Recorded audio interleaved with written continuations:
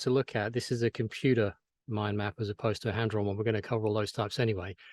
But to give you an idea, it gives me the option to have a huge amount of information displayed. I can just work my way around it without getting lost, and I can see links. But we'll cover all that. First of all, I want to speak to you about your brain and how the brain works. So you've got your left and right brain. So you have words, logic, numbers, sequence, linearity, analysis, and lists on your left brain, which controls the right side of your body. And the right side is responsible for rhythm, spatial awareness, dimension, imagination, daydreaming, color, holistic awareness, which is Gestalt. And the reason it's important to talk about, number one, is everyone, I think, is a natural genius. There's no way around that. We all are, but there's a problem. We're never given a handbook on how to use our brain, how to think, and how it actually works. And from all the research that Tony Buzan did, and he's really the guy that was behind mind maps. He's written over 80 books. He's dead now, but he was an absolute genius when it came to work on memory, on the mind, on mind maps, etc. He said your brain works in two ways. It works through imagination, in other words, by images, and also by association. And we will talk about logical association later on. And if you use association properly and allow your brain just to do its thing, it will use all of the left and the right side of the brain. And implicit memory is instant. As an example, if I said to you the word mango, you would instantly think of a mango. You wouldn't type it out in your head. You'd think of a mango, and then all sorts of associations would come to that. And it's important to use all of your brain, because if you only use half of your brain, does that not make you a half-wit? Well, and here's the other thing. If you look at the shape of it, it looks like a walnut. And interestingly enough, walnuts are very good brain food. Now, all of the masters used all of the brain. This is one of Da Vinci's, and he uses lots of sketching, lots of lines, lots of links. It wasn't particularly tidy, but he was one of the great thinkers, I think. So if you move on to learning, we learn concepts really by creating the large blocks first, and then we hang the details onto that. Much like, you know, the birds when you go for a walk out this time of year and everything sticks to your trousers, it sticks to the dog and everything. That's how we do it. So one of the things I learned from Tony's work, in addition to the mind mapping, was if you want to learn a new anything, go and find a book written for a 10-year-old, and that will give you the very large conceptual ideas that you can then hang the detail on. It's a mistake to try and dive straight into a very detailed subject any other way, I think, because otherwise you don't have the proper framework to work off. Creativity declines as we get older. We're taught that. And that might be normal, but it's actually not normal, not natural. It is normal. I remember seeing a graphic recently where they said that the creativity in a youngster, very young, like a toddler, was about 95%. By the time you became an adult and you were indoctrinated into the workforce, you were around 10%. And it shouldn't be that. Creativity and memory should increase as we get older. It shouldn't decrease. So on memory, and do this. It's from a day, it's the right-hand side of one of the days where I was making notes for this talk, is that you remember the very first thing you've learned, and you remember the very last thing you've learned, which is on the right side. So you've got time along the bottom and memory across the top. So you remember primacy and you remember recency. So it makes sense then, doesn't it, that if you have lots and lots of breaks in your study period, you will have more and more primacy and recency points. You'll have more and more memory. A mind map, we've already talked about Tony Buzan. He also wrote a good book on speed reading, which I would recommend people read. So a map, a mind map is a radiant representation of your thoughts. It's an externalization, and it mimics the way your mind works. It speaks the language of the brain because it's in association and it uses images, and it's very engaging for your brain. The graphics can normally be quite simple, beautiful. It uses color, proportion, which make it very appealing and interesting. And it radiates outward from the center, much like nature. It's mimicking nature. So if you look at our nervous system as an example, it radiates out from your brain and it gets finer and finer as it goes. If you look at the neurons in your brain, you have the same thing. There's a central large area and you have all these branches radiating out, all these connections, all these links. If you look at our vascular system, it's exactly the same. And if you look at trees, those are such pretty trees, those ones. They're the same thing, central branch. And our bodies are exactly the same. You know, you have this central core, and then you have your arms have come off it, and then your legs, and your fingers and everything. So it's all the same thing. It's how nature works. One of the challenges at school is, thankfully, some schools do now teach this, but at school, you're taught to write linear lists. You're taught to write in blue or black ink. Certainly when I was at school, if you used another daring color like turquoise, like I used to try, you get into all sorts of trouble. And you and I know from other discussions that black is a slave color anyway.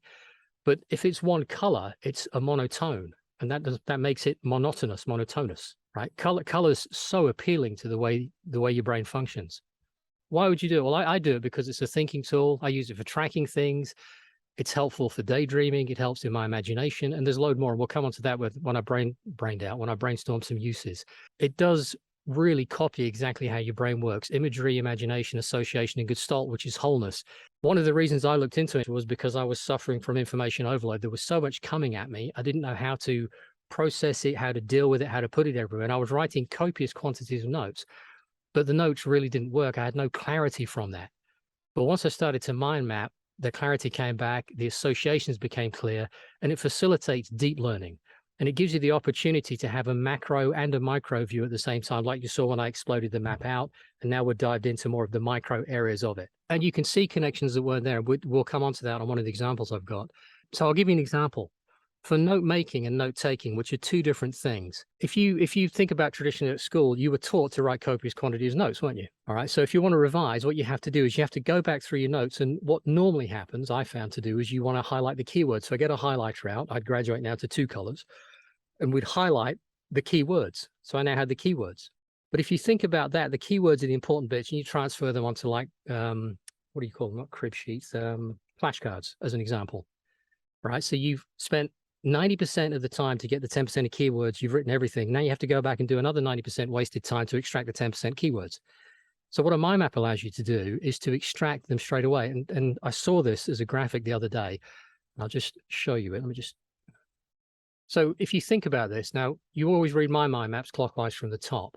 So if you think about normal note making and note taking, it's a bit like having a warehouse where you're simply going to pile up all your notes everywhere. And it's very clumsy. It's very inefficient. And it's overloaded with information because you've got this 90% wasted.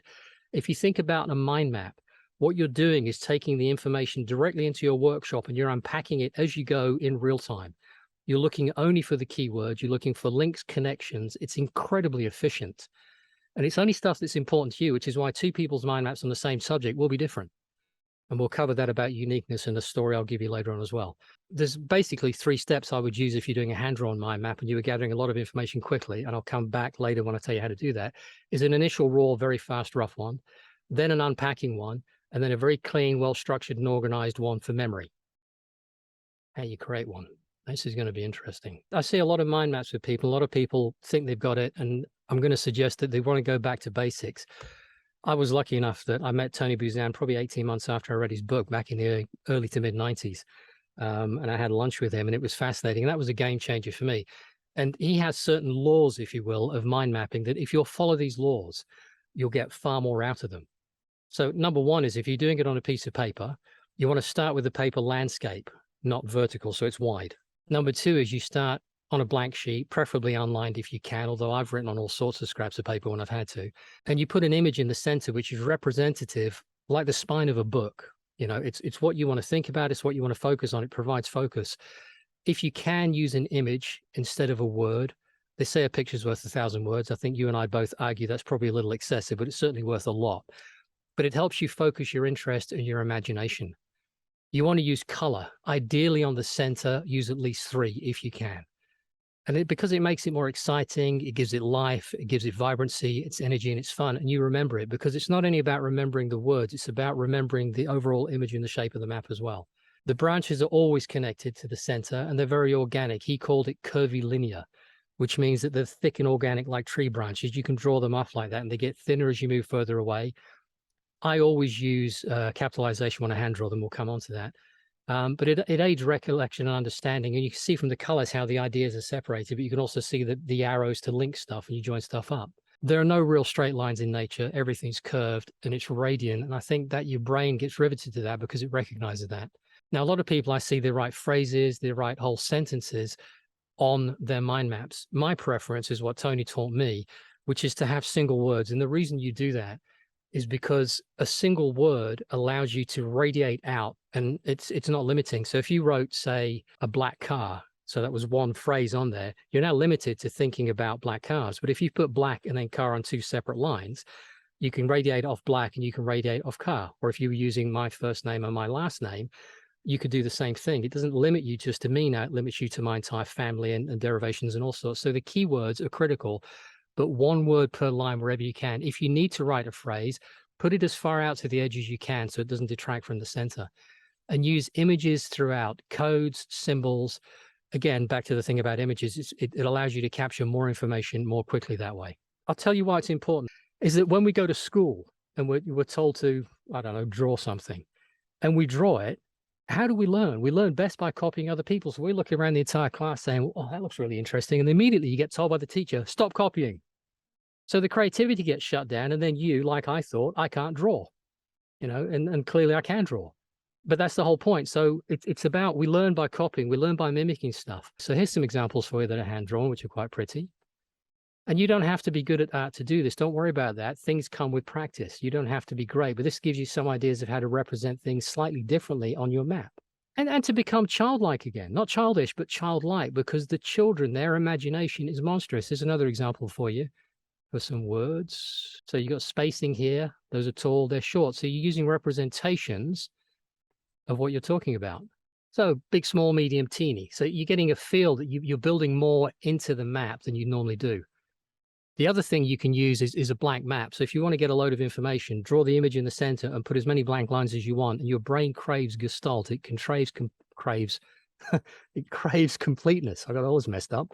It allows you to really access that. So as far as different methods of doing it, build them in your mind. I do that all the time. You can use a computer program. This one's called iThoughts HD. And I've used several, and I'll give you some recommendations later on. Now, there's some benefits or pluses to having a computer-based map. Number one, it's fast.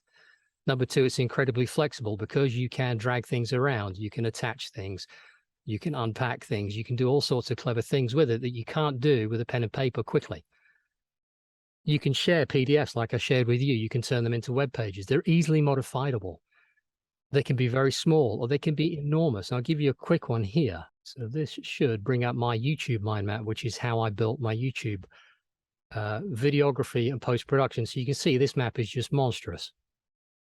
And you can see the links and the references, the arrows that tie things together. But if you then make it small, like you can do, so if I want to learn about lighting, I can click on that and open lighting up, and there's all my information on lighting.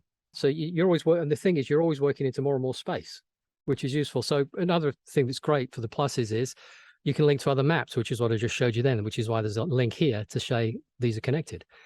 You can include emails in there. You can make it load stuff to your calendar. You can open up a website. So you click on a subject as well. If you do Command R with this one, it then launches Google and does a search for you. And if you look for Adrian Mind Map, funnily enough, I appear there. So it's great for research very quickly. And you can put web links in there as well.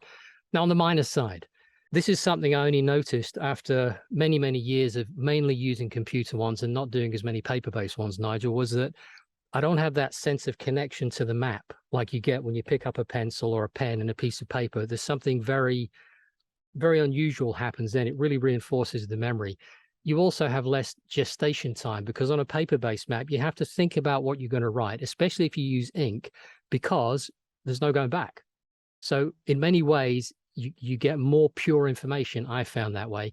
And there's also this kind of pressure and release thing, which is vital for memory, where you're putting pressure on yourself and then you're backing off from the pressure. So as you're drawing things out, you're much more relaxed and you're allowing your brain to deviate from the subject a bit and kind of cogitate. And I think one of the other minuses is, whilst you can do Command Z to undo stuff, you don't get the same kind of versioning that you do with paper, not easily anyway. First of all, the software uses iThoughts HD, which is by a company called Toketaware, which I've spelled wrong there, which I believe is to release yourself from a hold. Ayoya, I think you pronounce that, is another one, and there are others. So onto paper. I use A4 paper. A3 is really good. Lining paper is good if you want to do really big maps. And I think as far as the pluses go for me with paper, like we talked about, that interaction with the media, with the pens, with the crayons, with the pencils, it's lovely. It's definitely cheaper. It's always to hand. I've always got in my pocket little pieces of paper, and I've always got a wee little fountain pen so I can capture mind maps on the fly if I need to. Also have a little book I carry with me as well. I'm a kind of satchel thing. It enhances your creativity massively when you're doing it by hand, and your artistic side will naturally grow, I suppose. And that cogitation we talked about, the pressure and release, is facilitated. And for me, I have a much better memory experience using paper than I do using computer stuff. Now, as far as versioning goes, I'll show you how I go about things, which might give you some ideas on that scrumpling up the piece of paper. I was doing a map on legal versus lawful for a video I was going to do. So this was the first kind of ideation stage where I was starting to think about, well, it's a mirror image, but it's a corrupted image. So how do we represent that? So that gave me that. And then this was my quick burst, all in one color, as fast as I could, just threw it all together. I was practicing writing backwards to see if that would work. And I was just making notes on that. And then the third version is the one I've stored now, which is my memory version, which is obviously a lot nicer. It's a lot cleaner. And it just, for me, it captures everything again. So this is the lawful side and this is the legal side. So you've got man and woman on the right, persons on the left, all the stuff that you and I know. But it's a nice visual representation of quite a complex subject and allowed me to, like I'm talking now, you build up on it because you're only talking around keywords. So another one on germ theory. This was a very quick one. And here I did some updates. So the pale blue, these were little updates I added when I went back. Because normally what I'll do is a quick burst map, then I'll have a break and I'll come back and I'll look at it and say, right, what do I need to change? What do I need to add? What do I need to delete? Because my idea of a complete map is when I've got only the stuff that's relevant to the map on there, nothing else. On update number 2, I just added a couple of bits here. And that became that. So you can look at it and you can find your way around very quickly. And it's very easy on the eye. And I've now got a reference point. So for me now, if I want to brush up on that subject, instead of having to read through copious amounts of notes, I can look at a map for 5 or 6 minutes and refresh my memory. It's a very bespoke personal thing to you. And I'm using a big map to share with you, but it's still personal to me. But it allows me to go through it and to have a very natural flow, I think, in terms of how the information has been structured, how it's been presented. So yeah, but it is a personal thing to me. And I use my own kind of shapes. I like these banners. I like the little clouds. You know, there's a key information. So I put little keys on it. That was a book. Minuses, mistakes are not easily rectified. Large mind maps can become quite difficult to handle. I end up sellotaping pieces of paper together. And this kind of in and out focus thing, and then a complex folding thing like origami so I can get it out again. The focus in and out thing is harder on a paper-based map. As far as tools go, the better quality tools you can use, the better it's going to be. I use 120 gram paper wherever possible. Here's a map I did about word magic, a book summary I did from a guy called Pao Chang. And I added the color later. I did it very quickly and I thought, well, actually, I've got it all. I just need to add some color to make it go. But I did it on thin paper in a fountain pen, and that's the back of the sheet. As far as pencils, I use things like Koh-i-Noor, propelling pencils, Draftsman's pencils. There's one of my fountain pens, rubber, colored pens. But you can put them on anything. I've drawn them in the dirt next to the car. I've drawn them in the snow. I've drawn them in the sand on a beach when I was trying to work a problem. I had nothing to hand. I poured oil on a worktop in my garage and sketched out a problem on there so I could solve it. So it's whatever you've got to hand, really. All right, so let's move on now to uses, because I think this is where we'll cover the bit we were just talking about. Now, all I did was a big mind map. So what uses have we got? And I think it's potentially unlimited. One of the uses is the calendar. I remember Tony Buzan showing me his universal personal organizer that he wanted a lot of money for. And I thought, I'm not going to do that. It's too expensive.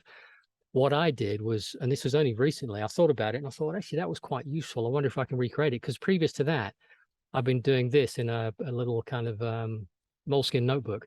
So I draw a radial clock and then I'd work out some stuff I was trying to work out. So that day I was working out how to move a rain barrel to the back of the house to use it as a rain catch. So I was just designing how I was going to do that. And this was where I wanted to write some book summaries. The Invisible Rainbow, The Contagion Myth, Word Magic, Water of Life. So the Word Magic is the one you just saw. I use mind maps as well for developing good quality questions and also for answering questions. It helps me to understand very complex ideas and relationships. Another one here is Voltage's Healing by Jerry Tennant. Now this one is a whopper, because it was a very complex subject, as you can see from all the lines, but it allowed me to look at relationships that I wouldn't normally have spotted. And again, it looks a mess, but it's not, because it's relevant to me and I can read my way around it and I can see how the things work. I've thrown diagrams in there, all sorts of things. That to me is a really good representation of how you start to see relationships where you just couldn't see them in normal notes. So sequencing, a better way of sequencing in a business, what is the process going to be? You can map it out and then change it.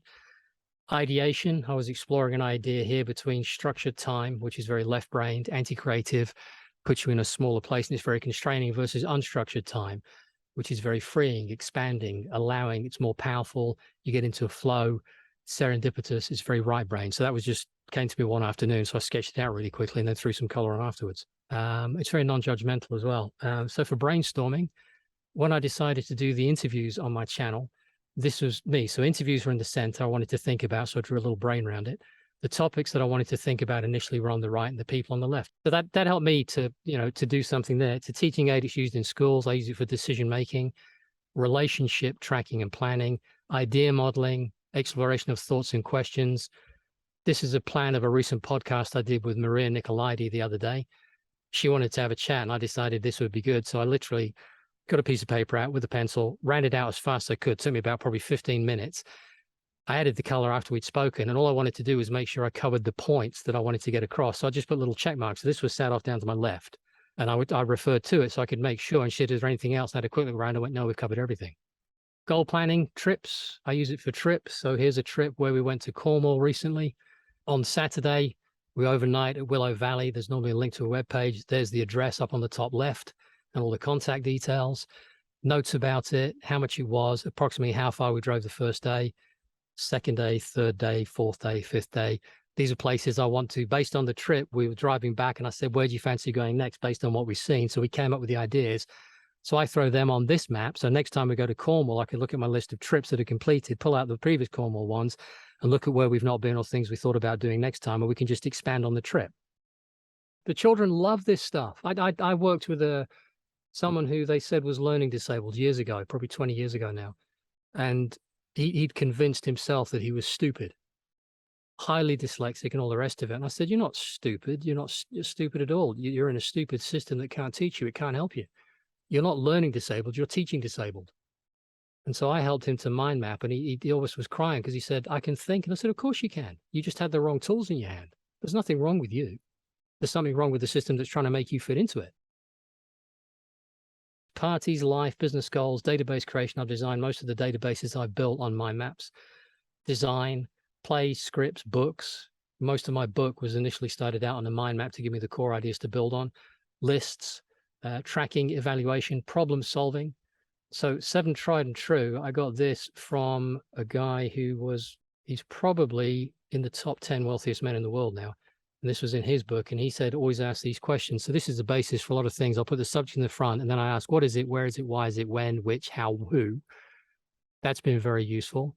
Another one is Sick Thinking Hats, which is a book summary of Edward de Bono, where he talks about the importance of the 6 hats, which allow you to access most of your mind. It's not just logical, it's also emotional feelings, hunches, it's caution, it's brightness, it's optimism, it's negative. So you're managing the whole thing as to how you think.